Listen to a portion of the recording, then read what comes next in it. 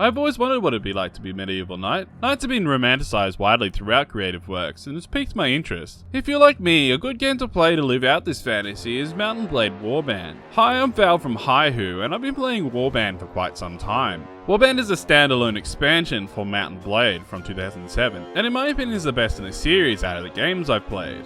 Mount and Blade was developed by Tale Worlds Entertainment, published by Paradox Interactive, and released in 2010 for PC. It was also released for PlayStation and Xbox in 2016 for some parts of the world. Mount and Blade is a medieval role-playing game, which is set in a fictitious continent called Calradia. The world has no fantasy elements, and Warband seems to try to create a realistic world for some sandboxy fun. The best way I could describe this game is that you're a commander of a medieval total war army. You are in charge of recruiting individual units and upgrading them. You command them in battle while fighting the opposition yourself. You gain land, which will support you financially, and you can build on this land to improve the production of wealth. You also need to equip yourself and your companions with armor and weapons. Each weapon has a class and a skill associated with that class, such as one-handed weapon skills or throwing weapon skills.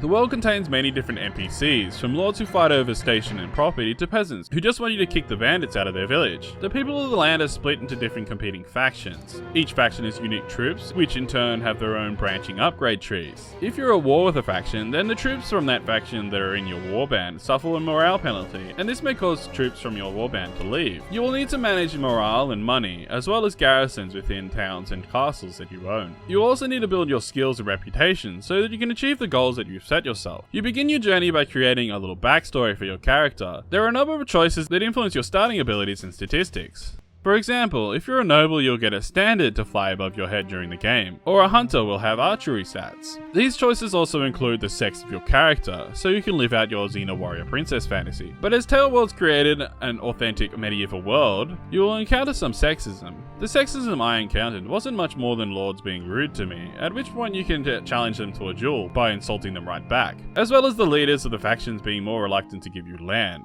After this backstory creation, there is a basic character creation section, but you can only change your character's face, and the sliders don't change that much, so if you're looking to make some fucked up looking character like you can in Mass Effect, then you're out of luck. Not that it matters that much, as you only see your face briefly during the game.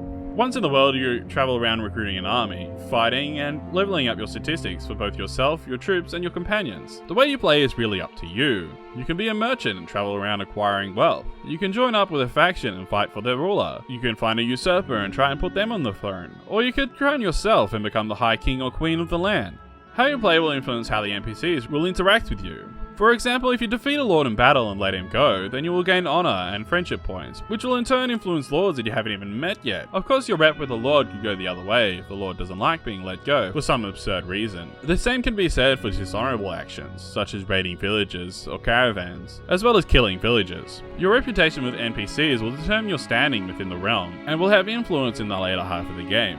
Your relationship with a faction will influence how much land the ruler will grant you if you're a part of that faction, or display the relationship with that faction, such as at war or alliance. There is no story apart from the little bit at the beginning, so you'll need to make up your own. I had a friend of mine who plays, and he had created this epic story for himself about a struggling warrior that was full of villains and maidens and whatnot, whereas I just played for the simulation and didn't really think that much about what was happening. I was just concerned with increasing my numbers. So it's really up to the player to determine how involved they want to be. The battle system is really what makes this game. You're a lone unit commanding a legion of other units, scrambling over a map reminiscent of Mass Effect 1's exploration maps.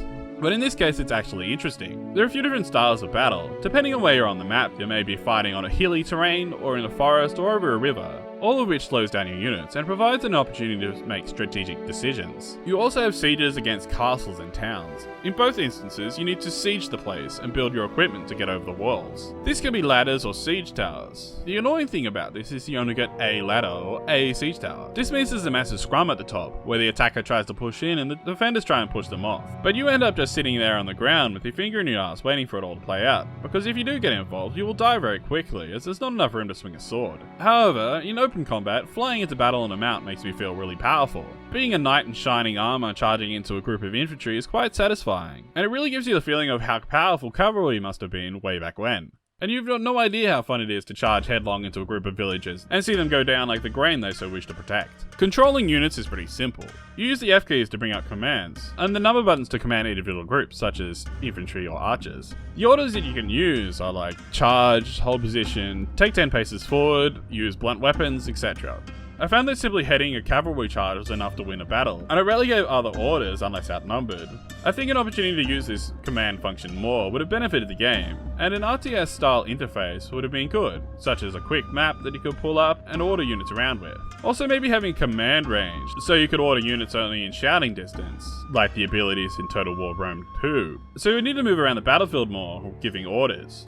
Maybe you could recruit a flag bearer or a drummer boy to convey messages over a greater distance, as was traditionally used. There are some problems with the game, such as the pacing. This isn't a game where you can sit down and play a quick mission or whatever. It's a long slog. The beginning is especially grindy, as your troops suck and so do you. You got no money, so you can't have a big army, and you spend most of your time running away from fights. Once you are in a position of strength, you have to play the political game, which is also slow. Trying to gain influence over a character is hard, as the stats move by inches.